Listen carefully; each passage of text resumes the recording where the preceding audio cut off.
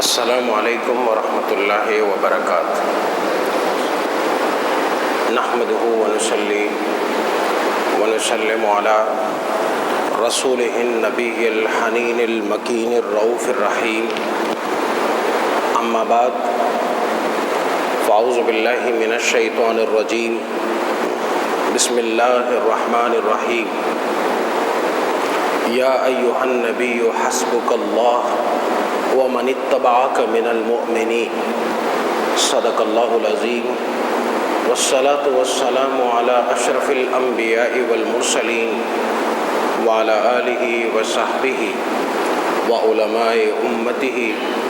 وصلحاء ملتہ واتقیاء دینہ اجمعین الی یوم الدین، اما بعد۔ اسلامی سال کا آخری مہینہ ماہ ذی الحج، اس کا اختتامی عشرہ ہے۔ 4-5 دن مزید رہ گئے ہیں اور اس کے بعد اسلامی سال کا دوبارہ سر نو آغاز ہوگا، اسلامی نیا سال شروع ہوگا۔ اور آپ سنتے چلے آ رہے ہیں کہ اسلام اور اسلامی سال کا آغاز اور اختتام دونوں قربانیوں سے ہوتا ہے، اور ماہ ذی الحج میں پہلے مسلمان جانوروں کی قربانی پیش کرتے ہیں اور اس کے اختتام پر حضرت عمر فاروق رضی اللہ تعالیٰ عنہ کی شہادت کا ذکر ہوا کرتا ہے۔ اور پھر جب ماہ محرم الحرام کا آغاز ہوتا ہے تو اس وقت ہم امام علی مقام امام حسین رضی اللہ تعالیٰ عنہ اور خانوادہ اہل بیت اطہار کی اس عظیم شان شہادت کا ذکر کرتے ہیں جو انہوں نے اسلام اور اسلام کی حفاظت کے لیے میدان کربلا میں دی۔ سیدنا عمر فاروق رضی اللہ تعالیٰ عنہ ہماری تاریخ کے وہ جلیل القدر صحابی ہیں اور پوری انسانیت کا مشترکہ سرمایہ ہیں، اور وہ سرتاج انسانیت ہیں جن پر قیامت تک تمام کی تمام اقوام فخر کریں گی۔ ان کی شخصیت کے لحاظ سے،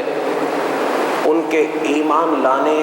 اور ایمان لانے کے بعد جرأت و بہادری کی مثال قائم کرنے کے واقعات سے پوری زندگی جس محبت، دیوانگی، اخلاص اور للہیت کے ساتھ اللہ کے رسول صلی اللہ علیہ وسلم کے ساتھ کاندھوں سے کاندھا ملا کر کے، ہاتھوں میں ہاتھ دے کر کے آپ میدان جنگ میں اور عام زندگی میں چلتے پھرتے نظر آتے ہیں اور دشمنوں کے خلاف لڑتے نظر آتے ہیں، اور جس بہادری اور عظیمت کا آپ نے مظاہرہ فرمایا، یہ تاریخ میں کم لوگ ہوتے ہیں جو اپنے آپ کو دوسروں کے لیے مثال بنا سکیں۔ سیدنا عمر فاروق رضی اللہ تعالیٰ عنہ جیسا انسان صدیوں میں نہیں، ہزاریوں میں پیدا ہوتا ہے۔ صدیاں کم ہیں، اگر صدیوں میں ان جیسا انسان پیدا ہوا کرتا تو 14 صدیوں میں کم از کم ہمارے پاس 14 عمر فاروق ہوتے، اور اگر ایک بھی عمر فاروق رضی اللہ تعالیٰ عنہ کے بعد کوئی دوسرا عمر اسلام کو مل جاتا تو مغرب کے ایک مشہور مفکر نے کہا کہ اگر اسلام کے دامن میں دوسرے عمر آ جاتے تو جس طرح آج آدھی دنیا پر اسلام کا پھریرا، اسلام کا جھنڈا لہرا رہا ہے، بالکل اسی طرح پوری دنیا پر اسلام کا جھنڈا لہرا چکا ہوتا۔ اور آپ کی عظمت شان کیا ہے کہ دنیا میں حکومت چلانے والے اور حکومت چلانے کے لیے جو مطلوب قابلیت اور استعداد رکھنے والے لوگ ہیں، وہ جب جب اپنے وزراء اور اپنے ماتحتوں کو کسی شخصیت کو رول ماڈل بنانے کی بات کرتے ہیں تو وہ حضرت عمر ابن الخطاب رضی اللہ تعالی عنہ ہیں۔ گاندھی نے اپنے وزیروں سے کہا تھا کہ اگر تم اچھی حکمرانی کرنا چاہتے ہو اور تم چاہتے ہو کہ لوگ تمہاری حکمرانی پر مطمئن ہو جائیں، تمہاری حکمرانی کو قبول کر لیں، تو تمہیں چاہیے کہ حضرت عمر فاروق رضی اللہ تعالی عنہ کی زندگی کا مطالعہ بڑے غور و خوض سے کرو، اور اس لیے کرو کہ حضرت عمر فاروق رضی اللہ تعالی عنہ اپنی ذات میں نہایت قابل ہستی اور شخصیت رہے۔ اسلام کے جتنے بھی خلفاء رہے، ان کی دو خوبیاں ہمیشہ ایسی تھیں کہ جس کے مقابلے میں دنیا کی پوری تاریخ کو اٹھا لیا جائے، ایک شخص کے اندر ان دو خوبیوں کا بیک وقت سما جانا بہت کم ہوا کرتا ہے۔ ایک ان کی جسمانی وجاہت، ان کے چہرے کے خد و خال، ان کے نقوش، ان کی وضاقتہ، ان کا چلنا پھرنا اٹھنا بیٹھنا، ان کا کردار اور ان کی سیرت، اور دوسری خوبی وہ ان کا پڑھا لکھا ہونا، عالم ہونا، جاننے والا ہونا۔ اسلامی تاریخ میں کبھی کسی ایسے شخص کو حکمرانی اور خلافت کے منصب پر فائز کیے جانے کا تصور بھی نہیں کیا جا سکتا تھا جو شخص زمانے کے معاملات اور ان کی نزاکتوں سے آگاہ نہ ہو، جو شخص بولنے کا فن نہ جانتا ہو، جس شخص کو اپنے مدعا کو اپنے دشمنوں کے سامنے پیش کرنا نہ آتا ہو، جس کا پڑھائی لکھائی کے ساتھ کوئی واسطہ نہیں، جس نے کبھی علم و حکمت کی آبیاری خود بھی نہ کی ہو اور کبھی اس کے لیے کوشش بھی نہ کی ہو۔ حضرت عمر فاروق رضی اللہ تعالی عنہ اسلام سے پہلے بھی پڑھے لکھے تھے، اور اسی لیے قریش کی طرف سے جب وفد بنا کر کے کسی دوسرے قبیلے کسی دوسرے ملک میں اپنا ڈیلیگیشن بھیجا جاتا تھا تو عمر ابن الخطاب رضی اللہ تعالی عنہ اس ڈیلیگیشن کی نہ صرف نمائندگی کرتے بلکہ قیادت بھی کرتے تھے۔ گفتگو کرنے کے لیے اس وفد کے اسپوکس مین بھی ہوا کرتے تھے اور گفتگو بھی فرمایا کرتے تھے، اور مدعا کو پیش کرنے کا آپ کے پاس سلیقہ، طریقہ، زبان، فصاحت، بلاغت، شاعری اور نثر، تمام کی تمام خوبیاں اللہ سبحانہ و تعالیٰ نے پہلے سے آپ کی ذات میں جمع کر رکھی تھیں۔ اور اسی لیے جب آپ نے اس دن جس دن آپ نے قبول اسلام کیا، سب سے پہلے آ کر کے اپنی بہن فاطمہ اور ان کے شوہر سعید کو مارا، اور مارنے کے بعد جب مار کر کے تھک گئے تو تھکاوٹ کے باعث بیٹھ گئے۔ بیٹھ کر کے بہن کو دیکھا تو ان کے ناک سے بھی خون بہہ رہا ہے، ان کے جسم سے بھی خون رواں ہے، کپڑے بھی پھٹ گئے، حالت بڑی خستہ تھی۔ دل میں رحم آ گیا، اور اچانک اللہ سبحانہ و تعالیٰ نے دل میں یہ بات ڈالی کہ میں پوچھوں تو صحیح کہ جب میں آیا تھا تو یہاں پر ان کے منہ سے میں نے کچھ ہلکے اور دبے دبے الفاظ میں کچھ پڑھتا ہوا میں نے انہیں سنا تھا، وہ کیا تھا؟ بہن سے کہا فاطمہ، جب میں داخل ہوا تم کچھ پڑھ رہے تھے، یعنی وہ اور ان کے شوہر اور حضرت خباب جو اس وقت جا کر کے ایک کونے میں چھپ گئے تھے رضی اللہ عنہم۔ بہن نے کہا اے بھائی، وہ جو تم تقاضا کر رہے ہو کہ ہم کیا پڑھ رہے تھے تو وہ ہم تم جیسے ناپاک کو نہیں دے سکتے، اور اس لیے نہیں دے سکتے کہ قرآن نے کہا کہ لا یمسہ الا المطہرون۔ یہ جو اللہ کا کلام ہے اس کو کوئی ناپاک بے وضو کی حالت میں ہاتھ نہیں لگا سکتا۔ ہر وہ آدمی جو اس کو ہاتھ لگانا چاہے، اس کو اٹھانا چاہے، اپنے بچوں کو یہ ادب سکھائیں۔ گھروں کے اندر قرآن کریم پڑھا ہوتا ہے اور بسا اوقات بڑے تلاوت کر کے کسی ٹیبل پر چھوڑ جاتے ہیں، بچے کتاب کی طرح آ کر کے اس کو اٹھاتے ہیں اور اٹھا کر کے جہاں ان کی مرضی ہوتی ہے لے جا کر کے رکھ دیتے ہیں، ڈال دیتے ہیں، اور اس میں بھی کوئی تمیز نہیں ہوتا۔ یہ اللہ کی کتاب ہے، یہ کوئی بایولوجی اور کیمسٹری اور اردو اور انگلش کی کتاب نہیں ہے۔ اللہ سبحانہ و تعالیٰ ارشاد فرماتا ہے لا یمسہ الا المطہرون، اس کو بغیر وضو اور پاکی کے حالت کے آپ مس نہ کریں، نہ چھوئیں۔ بہن نے کہا بھائی تم اس چیز کو مانگ تو رہے ہو، ان مقدس اوراق کو، لیکن تم مسلمان بھی نہیں اور پاکی کی حالت میں بھی نہیں، میں تمہیں دے نہیں سکتی۔ انہوں نے پوچھا کہ مجھے کیا کرنا چاہیے؟ انہیں بتلایا گیا کہ آپ کو وضو کرنا ہوگا، اور ان کو وضو کروایا گیا۔ اور وضو کرنے کے بعد جب سورۃ طٰہٰ کی آیات کی تلاوت شروع کی تو آپ کی آنکھوں سے اشکوں کا سیل رواں ہو گیا، آنسو بہہ پڑے، اور فوراً فرمانے لگے کہ اب مجھے حضور کے دربار میں لے جایا جائے، میں چاہتا ہوں کہ آپ مجھے بھی اپنی غلامی کا پٹا ڈال دیں، میں آپ کے ہاتھ پر ایمان کو قبول کرنا چاہتا ہوں۔ آپ کے بہنوئی نے کہا لگتا ہے کہ اللہ نے حضور کی دعا کو جو کل رات آپ نے مانگی تھی قبول فرما لیا ہے۔ کہنے لگے کیا دعا تھی؟ کہا کہ اللہ کے رسول صلی اللہ علیہ وسلم نے دعا کی تھی کہ اے اللہ اپنے اس دین کو عمر ابن الخطاب یا عمر بن حشام ان دونوں میں سے جو تیری بارگاہ میں محبوب اور پسندیدہ ہے اس کے ذریعے سے قوت عطا فرما دے۔ اللہ نے وہ دعا لگتا ہے کہ اے عمر ابن الخطاب تیرے حق میں قبول کر لی ہے۔ چنانچہ ان کو لے جایا گیا، بارگاہ رسالت مآب صلی اللہ علیہ وسلم میں پیش کر دیا گیا، کلمہ پڑھ کر کے مسلمان ہو گئے، اور مزاج کے اندر بہادری تھی، قوت تھی، طاقت تھی، بے خوف انسان تھے، کسی بات سے ڈرتے نہیں تھے۔ فوراً کہنے لگے اے اللہ کے رسول صلی اللہ علیہ وسلم ہم حق پر نہیں؟ آپ نے جواب دیا ہم حق پر ہیں۔ دوبارہ پوچھا کیا یہ کتاب یہ اللہ کی سچی کتاب نہیں ہے؟ آپ نے فرمایا یہ اللہ کی سچی کتاب ہے۔ فرمایا کیا آپ اللہ کے سچے رسول نہیں ہیں؟ فرمایا الحمدللہ میں اللہ کا سچا رسول ہوں۔ فرمایا تو پھر انتظار کس بات کا، چلیں اٹھیں اور ہم اب چلتے ہیں بیت اللہ میں، اور میں دیکھتا ہوں کہ کون کافر سامنے آ کر کے بیت اللہ میں آپ کو عبادت سے روکتا ہے۔ دو صفیں بنائی، ایک صف کی قیادت حضرت حمزہ رضی اللہ تعالی عنہ جو حضور کے چچا جان اور رضائی بھائی،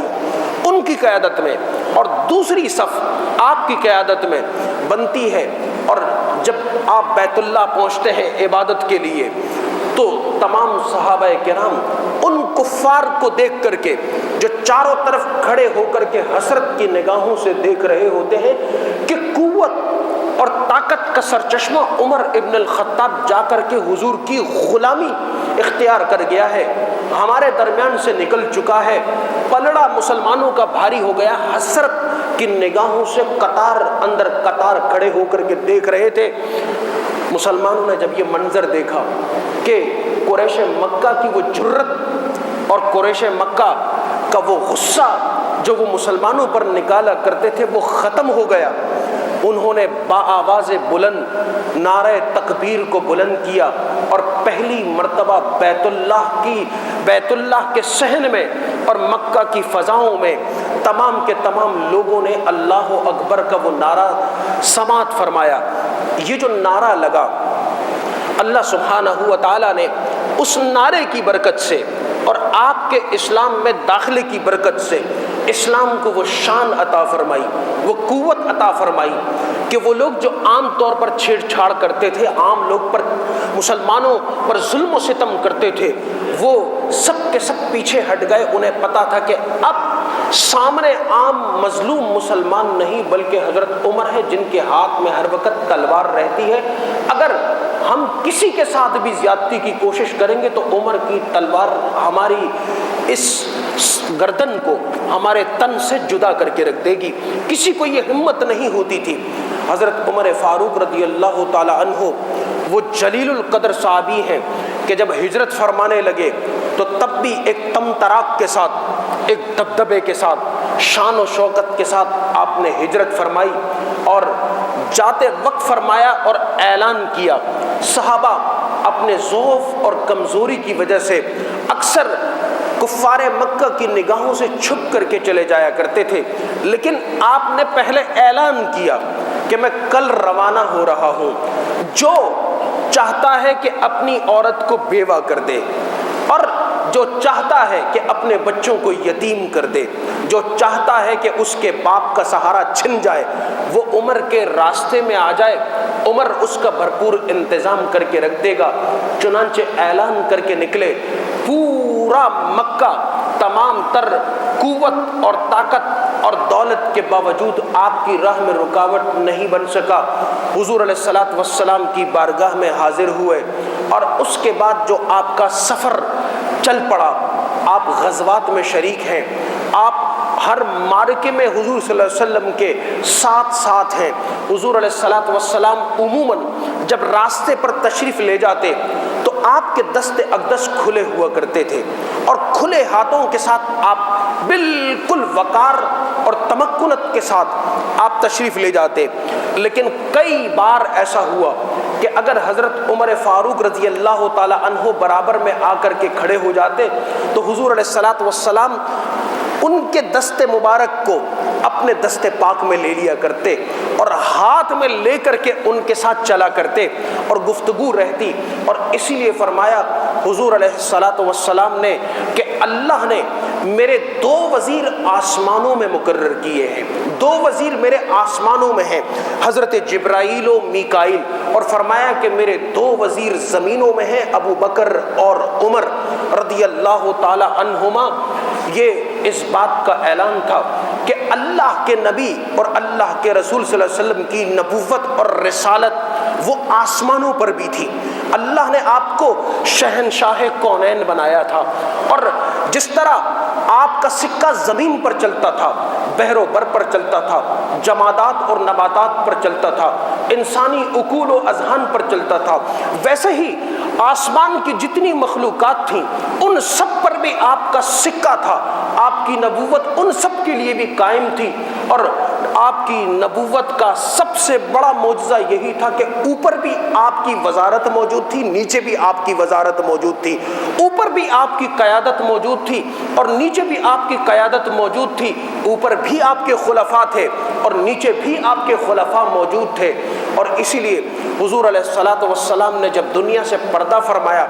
جن کو وزیر کہا، جن کو اپنا خلیفہ اور جانشین کا فرمایا، اور کہا حضرت ابو بکر و عمر رضی اللہ تعالی عنہما، آپ دیکھیں کہ اسی ترتیب کے ساتھ اللہ سبحانہ و تعالی نے انہیں مسند خلافت پر متمکن فرمایا۔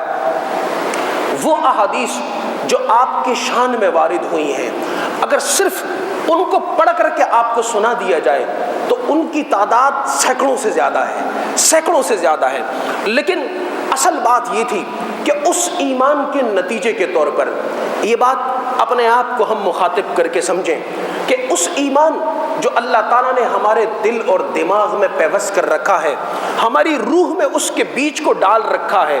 اس کا نتیجہ انسانی شخصیت کے اس وجاہت اور جاہ و جلال کے ذریعے سے ظاہر ہونا چاہیے کہ کم از کم اس کا اثر اگر نظر نہ آنے والے شیطانوں پر نہ پڑ سکے تو کم از کم نظر آنے والے شیطان اس بندے سے ڈر سکیں۔ حضرت عمر فاروق رضی اللہ تعالی عنہ کے بارے میں حضور علیہ الصلوۃ والسلام نے ارشاد فرمایا کہ جب عمر راستے پر چلتا ہے، میرا عمر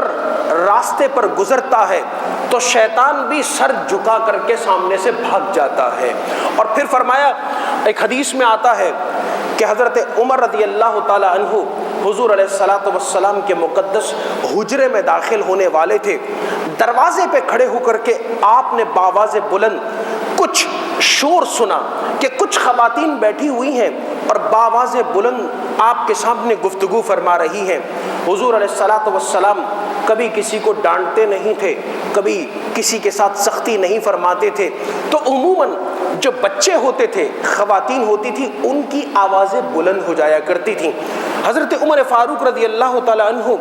جب آپ کے حجرہ مقدسہ میں داخل ہوئے تو خواتین نے آپ کو دیکھ کر کے فوراً وہاں سے دوڑ لگا دی۔ جب خواتین نے دوڑ لگائی، حضور صلی اللہ علیہ وسلم مسکرا دیے، اور ایسے مسکرائے کہ آپ کے تمام دندان مبارک ظاہر ہو گئے۔ آپ نے کہا کہ یا اللہ اپنے محبوب پاک صلی اللہ علیہ وسلم کو ایسے ہی مسکراتا رکھ. اور پھر فرمایا کہ اے اللہ کے رسول صلی اللہ علیہ وسلم آپ مسکرا رہے ہیں؟ فرمایا کہ ہاں، تمہاری آمد سے پہلے یہاں خواتین نے بہت شور مچا رکھا تھا، لیکن تمہیں دیکھا تو سب یہاں سے چلی گئی. آپ نے بآواز بلند ان خواتین سے مخاطب ہو کر کے فرمایا کہ اے اللہ کی بندیوں، تم اللہ کے محبوب کے دربار اور ان کی بارگاہ میں بیٹھ کر کے بلند آواز سے شور اور باتیں کرتی ہو. ان خواتین نے اندر سے جواب دیا، کہا اس لیے کہ حضور صلی اللہ علیہ وسلم مزاج کے بہت نرم ہیں، ہر بات کو برداشت کرتے ہیں. تو کہا مجھے دیکھ کر کے کیوں بھاگ گئی؟ کہا آپ بہت سخت ہیں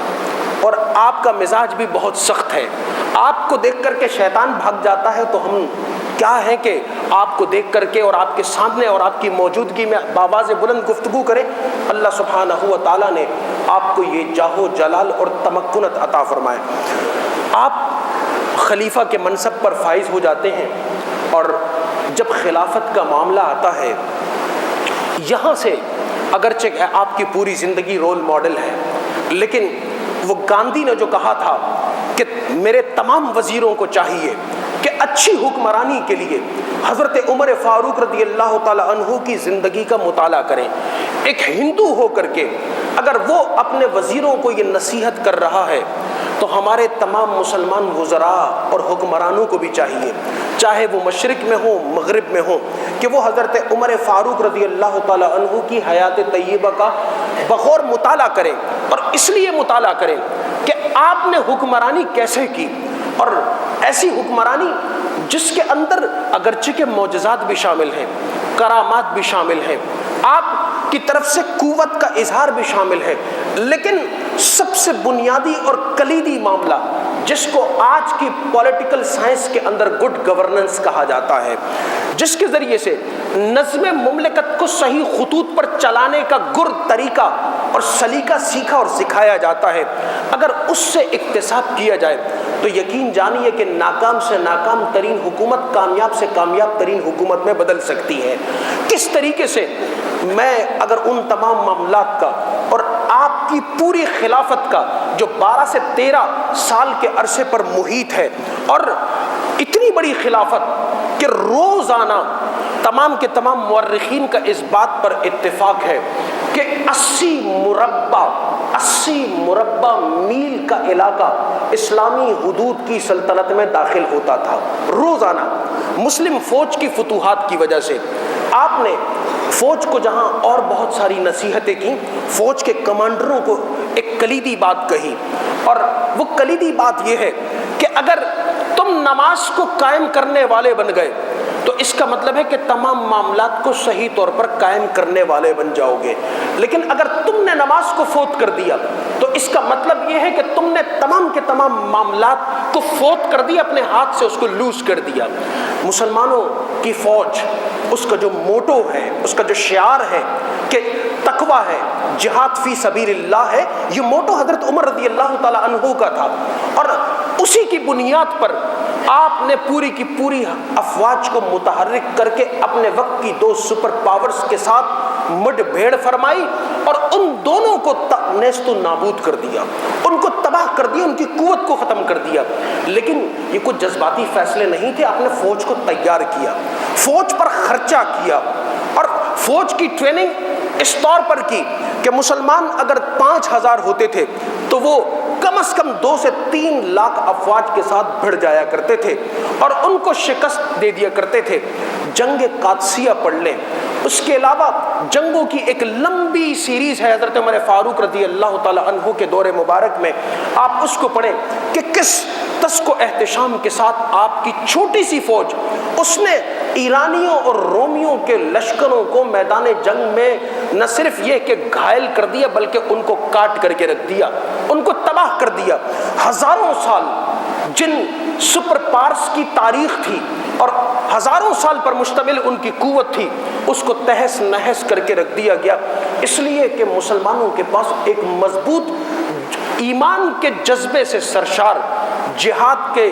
جذبے سے لبریز فوج تھی. اور وہ جب اپنے مخالفین سے لڑی تو پھر اس کے نتیجے میں دشمن مغلوب بھی ہوا، پسپا بھی ہوا، اور اس کے ایک منظر کو کل جو 6 ستمبر منایا گیا 1965 کے معرکے میں چونڈا کے محاذ پر خود پاکستان کی فوج نے مدینہ طیبہ کی اس ریاست کے عکس کے طور پر، اور مدینہ طیبہ اور حضرت عمر فاروق رضی اللہ تعالی عنہ کی فوج کے عکس کے طور پر آج 20ویں صدی میں دوبارہ معجزہ بن کر کے دکھایا اور بتایا پوری دنیا کو کہ اپنی عددی قلت کے باوجود، اپنے ساز و سامان میں کمی کے باوجود اگر کوئی فوج دنیا میں ایمان کے جذبے سے لبریز ہو تو وہ بڑی سے بڑی قوت سے نہ صرف ٹکرا سکتی ہے بلکہ اس کو تباہ و برباد بھی کر سکتی ہے، اور یہی پاکستان کی فوج نے بھی کیا۔ یہ مملکت بھی، یہاں کی فوج بھی، یہاں کی حکومت بھی حضرت سیدنا فاروق اعظم رضی اللہ تعالی عنہ کی وارث اور جانشین فوج اور حکومت اور ریاست ہے۔ اس لیے یہاں کے حاکموں میں، یہاں کے وزراء میں، یہاں کے تمام ذمہ داروں میں وہ اوصاف پیدا ہونے چاہیے۔ انہیں آج حضرت عمر فاروق رضی اللہ تعالی عنہ کے اس کیریکٹر کو دوبارہ پڑھنا چاہیے تاکہ انہیں موٹیویشن ملے، انہیں جذبہ ملے، انہیں راہ سجائی دے، ان کے سامنے آئیڈیل سیٹ ہو۔ حضرت عمر فاروق رضی اللہ تعالی عنہ کے انتظامی معاملات سے ہٹ کر کے کہ آپ کتنے سخت تھے فائنینشل میٹرز پر، آپ کی اہلیہ رومن ایمپرر کی جو وائف تھی ان کے ساتھ ان کی دوستی تھی، انہوں نے مدینہ طیبہ سے اس کی خدمت میں عطر کی شیشیاں روانہ کی، اس نے جواب میں وہاں سے پرفیوم کی شیشیاں روانہ کی، لیکن اس کی بھیجی ہوئی شیشوں کے اوپر جواہرات مرصع تھے، نگینے لگے ہوئے تھے، نہایت قیمتی۔ خادم جب وہ تمام کی تمام شیشیاں لے کر کے ان کی اہلیہ کی خدمت میں حاضر ہوا، آپ نے ان شیشیوں کو دیکھ لیا اور پوچھا کہ یہ کیا معاملہ ہے؟ انہوں نے بتایا کہ اس طرح میں نے ان کی خدمت میں ہدیہ بھجوایا تھا، جواب کے طور پہ انہوں نے یہ ہدیہ مجھے بھجوایا ہے۔ آپ نے وہ شیشیاں قبضے میں لے لی اور فرمایا کہ وہ جو عطر تھا وہ تمہارا تھا، یہ قاصد حکومت کا تھا، اس قاصد کا خرچہ حکومت کا تھا، جو کچھ اس نے بھجوایا ہے، یعنی رومن ایمپرر کی وائف نے، وہ خلیفۃ المسلمین کی اہلیہ کے لیے، کسی عام مسلمان عورت کے لیے نہیں، اور خلیفہ کے پاس جو کچھ آئے وہ اسلامی مملکت کی امانت ہے، اس لیے یہ میں تمہیں نہیں دے سکتا، اس کو بیت المال میں جمع کروا دیا۔ اور پھر ایک دن اپنے بیٹے کو دیکھا، اور بیٹا جلیل القدر فقیہ، بہت بڑا اپنے وقت کا اسکالر، حضرت عبداللہ ابن عمر رضی اللہ تعالی عنہما، وہ ایک جگہ پر بازار لگا ہوا تھا اور ایک بہت صحت مند قسم کا گھوڑا بیچ رہے تھے۔ پوچھا کہ یہ گھوڑا کس کا ہے؟ بیٹے نے جواب دیا، ابا جان یہ گھوڑا میرا ہے۔ آپ نے فرمایا تمہارے پاس جو گھوڑا تھا وہ بہت کمزور سا تھا، یہ اتنا صحت مند گھوڑا؟ جواب دیا، ابا حضور میں نے گھوڑا خریدنے کے بعد اس کو سرکاری چراگاہ میں چرنے کے لیے چھوڑ دیا تھا، اور سرکاری چراگاہ کی گھاس سے وہ چرتا رہا، یہ اس لیے اتنا فربا ہو گیا۔ آپ نے فرمایا اچھا؟ فرمایا کہ وہ جو کمزور گھوڑا تھا اور اس کی جو اصل قیمت تھی وہ تم رکھو گے، اور جتنا باقی منافع اس پر حاصل ہوگا اس کو بیت المال میں جمع کروا دیا جائے گا، کیونکہ اس گھوڑے نے گھاس حکومت اور ریاست کا چرا ہے، تمہارا اپنی ذات اور اپنی جیب سے روپیہ اس پر خرچ نہیں ہوا۔ اگر آج بھی پوری دنیا کی اسلامی ریاستوں میں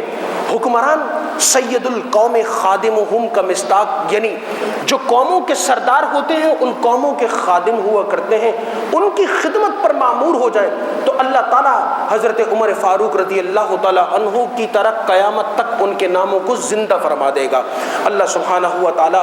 ہم سب کو اپنی اپنی ذات میں، اپنے اپنے خاندان کی سطح پر ایماندار بننے، مخلص بننے، اس ملک اور ریاست کا وفادار بننے، اور ہمارے حکمرانوں کو بھی حضرت عمر فاروق رضی اللہ تعالیٰ عنہ کے قدموں کے اتباع کی توفیق نصیب فرمائے۔ آمین۔ وما علینا الا البلاغ المبین۔